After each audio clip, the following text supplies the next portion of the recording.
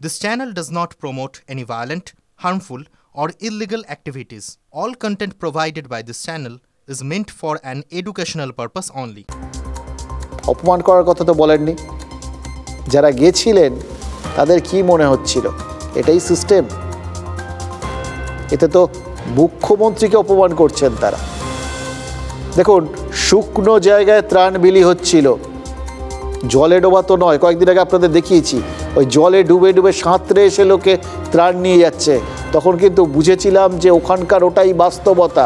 কিন্তু এখানে তো শুকনো জায়গা, একটু সুষ্ঠুভাবে লাইনে দাঁড় করিয়ে ত্রাণটা দেওয়া যেত না? ত্রাণের ডিস্ট্রিবিউশন নিয়ে, অপ্রতুলতা নিয়ে খানাকুলেও যেমন অভিযোগ রয়েছে, পুরসুরাতেও যেমন অভিযোগ রয়েছে, ঘাটালেও যেমন অভিযোগ রয়েছে, ভূতনির চরেও ঠিক একই অভিযোগ তৈরি হয়েছে। কোথাও পর্যাপ্ত তিরপল নেই, শিশু খাদ্য নেই, শুকনো খাবার নেই, এবং বানভাসী মানুষের এই করুণ দুর্দশার কারণ মুখ্যমন্ত্রীর চরম অব্যবস্থা, তার প্রশাসন। আমরা গভর্নমেন্ট কি করব? আমরা যথেষ্ট পরিমাণে ত্রাণ দেওয়ার চেষ্টা করছি, কিন্তু এমন হচ্ছে যে ত্রাণ পৌঁছাতে নৌকা থেকে মনে হচ্ছে কিছু লোক লুট করে নিচ্ছে। ফলে রিমোট এরিয়া যেগুলো আছে সেগুলোতে ত্রাণ যেতে আমাদের অসুবিধা হচ্ছে। যেই রাজনৈতিক দলের লোকেই এটা করুক, আমার মনে হয় তার কোনো মূল্যবোধ নেই, তার নৈতিক কোনো দায়িত্ব নেই। আমি সকলের কাছেই, আমি বিরোধীদের কাছেও আবেদন করব যে এটা রাজনৈতিক প্ল্যাটফর্ম নয়।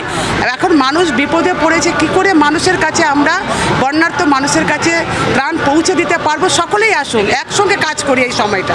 রাজ্যের প্রশাসনিক প্রধানের দুশ্চিন্তা হওয়াটাই স্বাভাবিক।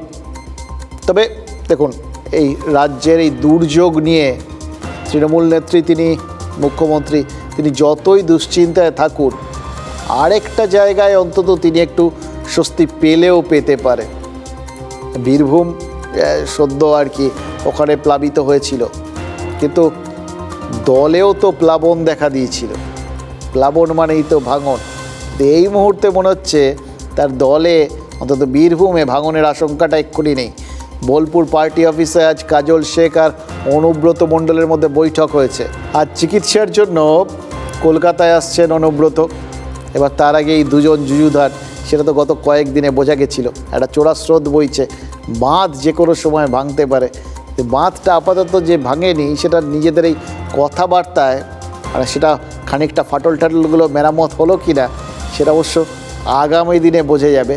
তবে আপাতত এই যে দুজনের কথা হয়েছে, এটাই কিন্তু তৃণমূলের কাছে একটা বড় স্বস্তির বিষয়।